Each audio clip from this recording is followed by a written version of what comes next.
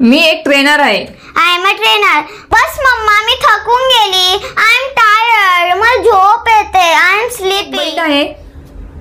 I am a sister. मी एक भाऊ आहे. I am a brother. मी एक पत्नी आहे. I am a wife. मी एक पत्नी. ये बघ, जर मला माझे नाव सांगायचे असणार तर मी असं बोलणार का, आय एम अ सुहानी. नाही द्या. आपल्याला असं वाटतं की YouTube मध्ये फ्री मध्ये शिकवतोय, आपण लक्ष देत नाही. पण ह्याच गोष्टी कोर्स मध्ये शिकवल्या जातात आणि त्यासाठी 1000 रुपये, 1200 रुपये, 1500 रुपये, 2000 पर्यंत फीस घेतली जाते आणि आपण तिथे पैसे भरत असतो. हॅलो ऑल, तुम्ही बघत असणार सध्या आपण स्टेप बाय स्टेप जात आहोत. आपल्याला इंग्लिश स्पीकिंग शिकायचं आहे आणि त्यासाठीच आपण आता एक एक व्हिडिओ डे 1 डे 2 आपण बघणार आहोत. लास्ट व्हिडिओमध्ये आपण ABCD पासून स्टार्ट केलं होतं. तुम्ही जर अजून नसेल बघितलं तर नक्की जाऊन बघा. आणि आजच्या व्हिडिओमध्ये आपण कमीत कमी आपल्याबद्दल तरी आपल्याला बोलता यावं, आपल्याबद्दल कुणाला तरी सांगता यावं की आपण कोण आहोत, आपण काय करतो, आपण कसे आहोत ते आपल्याला बोलता यावं. हा बेसिक पॉइंट आहे, तो आज आपण कव्हर करणार आहोत. तर हा व्हिडिओ तुम्हाला शेवटपर्यंत बघायचा आहे, कारण व्हिडिओच्या शेवटी तुम्हाला प्रश्नच राहणार नाही की इंग्रजीमध्ये आपल्याबद्दल कसं बोलायचं ते. So stay tune with us. मी एक स्त्री आहे आणि एक स्त्रीच एका स्त्रीचं दुःख समजू शकते. हा डायलॉग तुम्ही सिरियल्स मध्ये, मूवीज मध्ये ऐकलाच असेल. तर हे मी एक स्त्री आहे, एक स्त्रीच एका स्त्रीचं दुःख समजू शकतं असं का बोलते? त्याऐवजी ती असंही बोलू शकते की मी स्त्री आहे, स्त्रीच स्त्रीचं दुःख समजू शकते. कधी विचार केलाय का? सांगा. नाही ना. पण जर आपण मराठीमध्ये हे असं का बोलतो, ते तसं का बोलतो, अजिबात विचार करत नाही. न विचार करता सरळ बोलत असतो. पण इंग्रजीमध्ये जर सांगितलं की असं बोला तर लगेच क्वेश्चन रेडी असतो की असे का, तसे का, हो की नाही? तर तसेच आपल्याला मराठी सारखं जेव्हा इंग्रजीमध्ये आपण बोलत असतो सगळ्या माणसांबद्दल, वस्तूंबद्दल, प्लेसेस बद्दल, या सगळ्यांमधून जेव्हा आपल्याला कुठल्याही एका ठराविक व्यक्तीबद्दल, वस्तूबद्दल बोलायचं असेल तर तेव्हा आपण लावतो अ, म्हणजे एक. जसे की एक माणूस, अ मॅन. एक स्त्री, अ वुमन. एक मुलगी, अ गर्ल. एक मुलगा, अ बॉय. एक विद्यार्थी, अ स्टुडंट. एक शिक्षक, अ टीचर. Very good. त्याचप्रमाणे जर आपल्याला असं बोलायचं असेल की मी एक मुलगी आहे, आय एम अ गर्ल. मी एक शिक्षक आहे, आय एम अ टीचर. मी एक युट्यूबर आहे. I am a YouTuber. म्हणजे काय? युट्यूबर तर खूप सारे आहेत, पण त्या सगळ्यांमधून मी एक आहे तेव्हा असं आपल्याला बोलायचं असतं, तेव्हा आपण बोलत असतो आय एम अ युट्यूबर. शिक्षक तर खूप सगळे आहेत, पण त्या सगळ्या शिक्षकांमधून मी एक आहे तर तुम्ही बोलणार आय एम अ टीचर.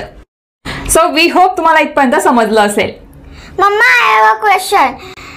ये बघ, जर मला माझे नाव सांगायचे असणार तर मी असं बोलणार का, आय एम अ सुहानी. नाही बेटा. अगं आता मला सांग की तू कोण आहेस? मी सुहानी आहे. बरोबर. पण सपोज जर तुझं नावच ठेवलं नसतं तर तू कोण आहेस असं मी तेव्हा तुला विचारलं असतं तर तू काय सांगशील? I am a girl. म्हणजे मी एक मुलगी आहे. हा, तर तू एक मुलगी आहे. म्हणजेच मी तुला या अनेक मुलींमधून सुहानी बनवलं.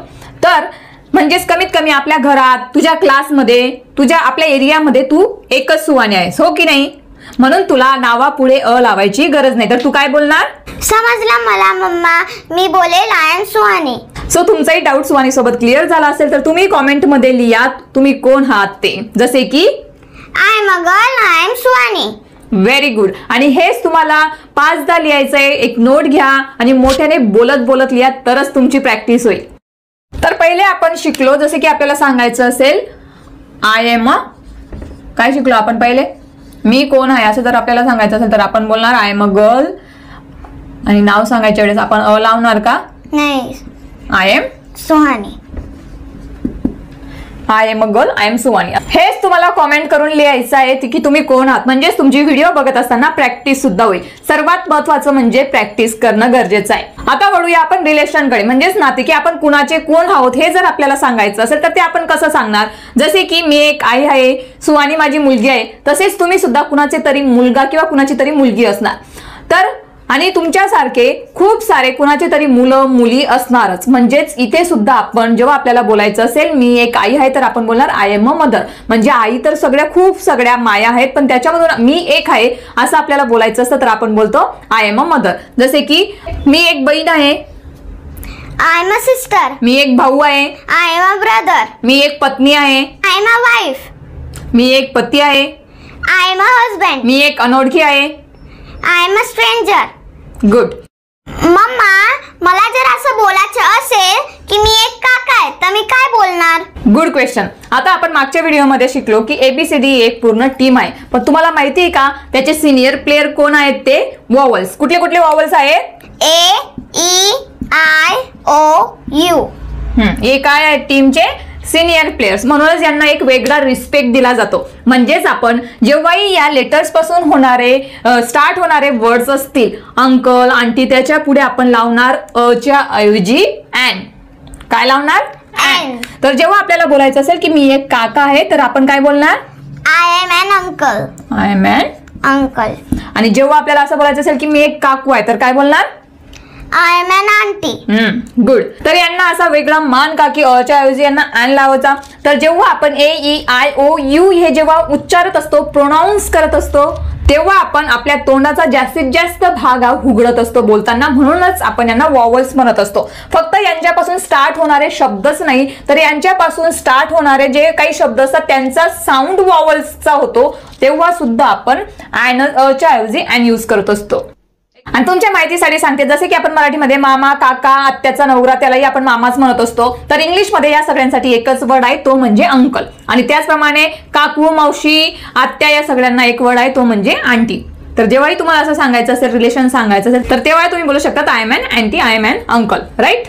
तर जसे की आपल्याला आपल्या प्रोफेशन बद्दल बोलायचं असेल की आपण कोण आहोत, आपण पोट पाण्यासाठी काय करतो, हे सांगण्यासाठी आपण इंग्लिशमध्ये कसं बोलतो, चला बघूया. जसे की मी एक शिक्षक आहे. I am a teacher. मी एक डॉक्टर आहे. I am a doctor. मी एक इंजिनियर आहे. I am an engineer. मी एक अभिनेता आहे. I am an actor. मी एक गायक आहे. I am a singer. मी एक इलेक्ट्रिशियन आहे. I am an electrician. मी एक वकील आहे. I am a lawyer. तर तुम्हाला आता समजलं असेल की खूप सगळे टीचर आहेत, त्यामधून आपण एक आहोत. खूप सगळे ऍक्टर आहेत, त्यामधून आपण एक आहोत. असं जर आपल्याला सांगायचं असेल तर तेव्हा सुद्धा आपण बोलत असतो अ टीचर, अ ऍक्टर. जसे मी एक लेखक आहे. I am a writer. मी एक ट्रेनर आहे. I am a trainer. बस मम्मा मी थकून गेली. I am tired. मला झोप येते. I am sleepy. मला बोलत बोलत माझ्या डोक्यात आलं, काय? याच्या पुढे बी आपण अ स्लीपी, अ टायर्ड बोलणार का? समजवते. आता समजा आपल्याला जर असं बोलायचं असेल मी सुंदर आहे, I am beautiful. आणि जर असं बोललो तर मी एक सुंदर मुलगी आहे. I am a beautiful girl. तर बघा, जेव्हा आपण कॉमन बोलत असतो तेव्हा आपल्याला लावायची गरज नाही, पण जर आपल्याला स्पेसिफिक बोलायचं असेल की मी एक सुंदर मुलगी आहे, तर तेव्हा आपण अँडचा यूज करत असतो. जसे की मी नशीबवान आहे. I am lucky. मी नशीबवान मुलगी आहे. I am a lucky girl. मी कठोर आहे. I am strict. मी एक कठोर आई आहे. I am a strict mother. त्याचप्रमाणे मी शिक्षक आहे. I am teacher. मी एक मेहनती शिक्षक आहे.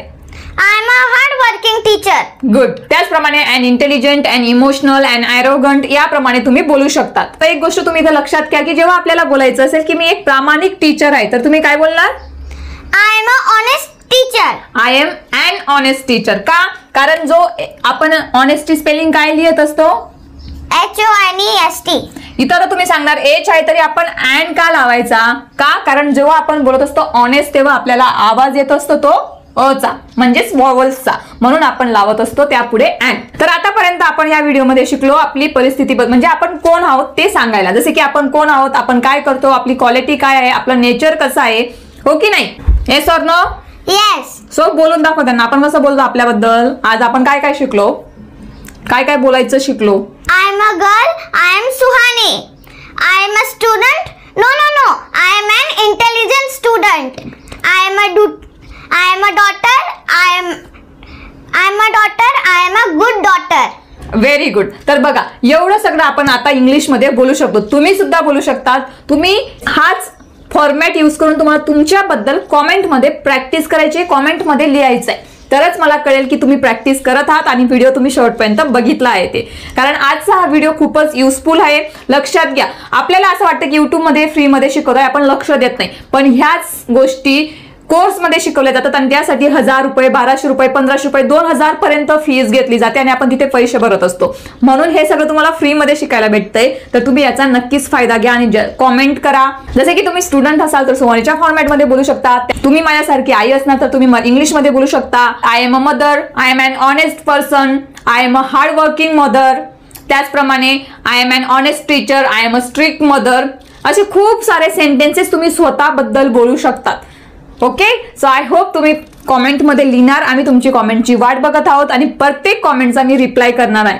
सो व्हिडिओ आवडला असेल तर व्हिडिओला लाईक करा आणि ह्या व्हिडिओला जास्तीत जास्त तुमच्या फ्रेंड्स फॅमिलीमध्ये शेअर करा. कारण जे आपण पैसे भरून कोर्समध्ये शिकत असतो ते आज आपण फ्रीमध्ये आपल्या युट्यूब चॅनलवरती शिकत आहोत, तेही आपल्या मातृभाषेतनं. Definitely nope, a nope, nope, a nope. Probably never, ever, ever, ever, ever,